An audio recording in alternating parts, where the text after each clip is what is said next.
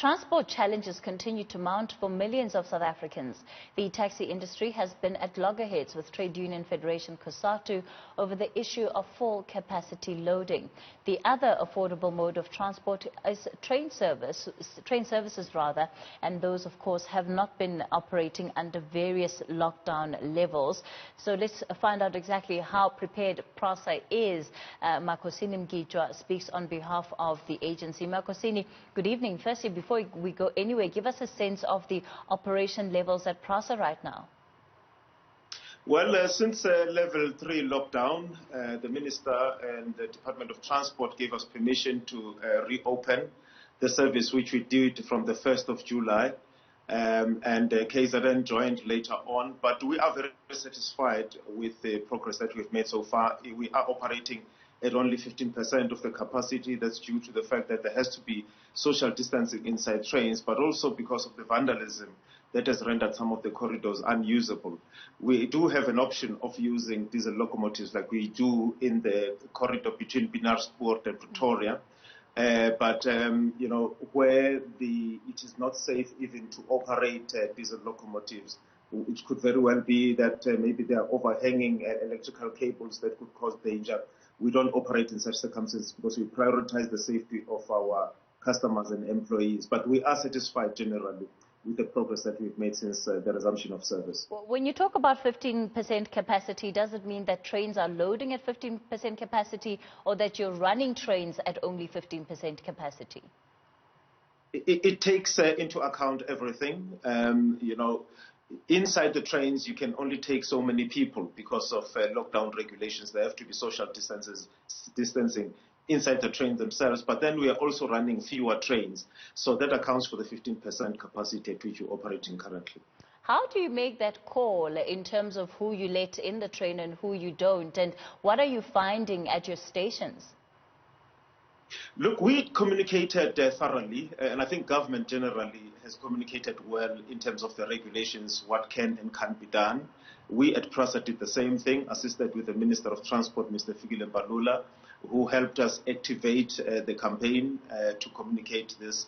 And, you know, we haven't received as many people wanting to use trains because our message was always that, you know, we're running at limited capacity and people should consider other modes of transportation and not just a train. So we are satisfied in that respect. You know, we're not getting more numbers than we can handle. We are fairly comfortable with the numbers that we're getting.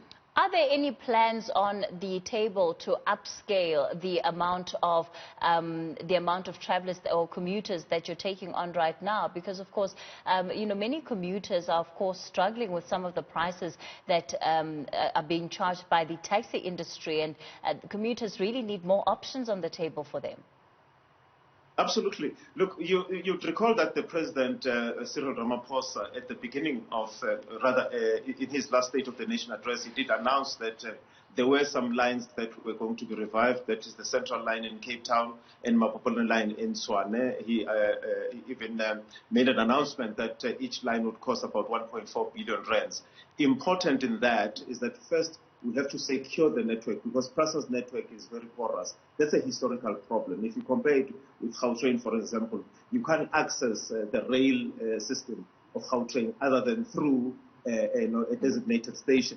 So that has been a problem. So we are now reviving some of these lines that we make sure that there are barriers which prevent people accessing the network.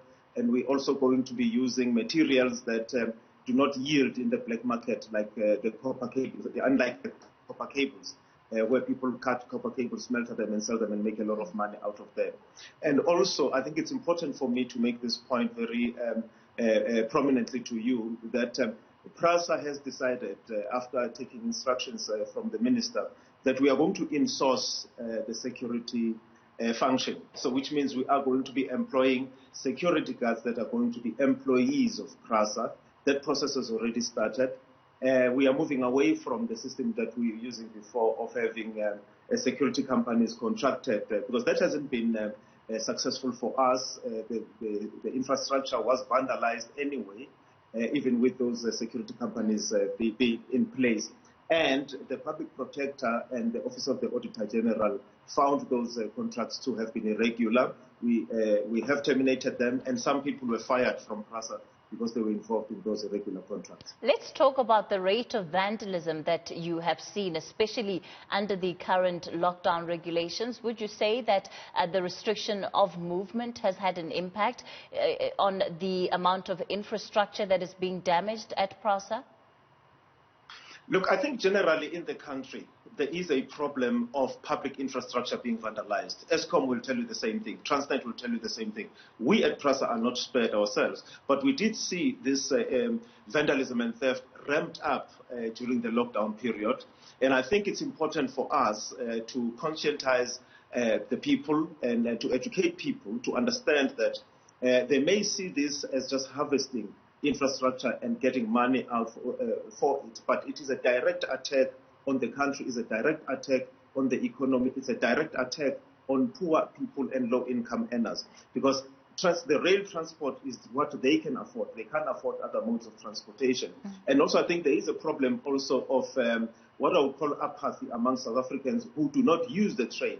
They feel that it's none of their problem what is happening there. It is everybody's problem. For one reason, PRASA is a company that's owned by the people of South Africa. Your share, Kathy, in PRASA is not less than my share in PRASA. We own this company called PRASA. Secondly, it has a purpose that it is serving.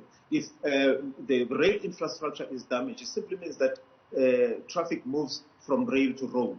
That means that more traffic and more accidents on the road. And also it simply means that the country does not become attractive as an investment destination. It's not attractive in terms of tourism. So we need the rail transport system to work fully because it is the backbone of the public transport system in the country. All right, PRASA spokesperson Makhosini Mgitywa, we're going to leave it there for tonight.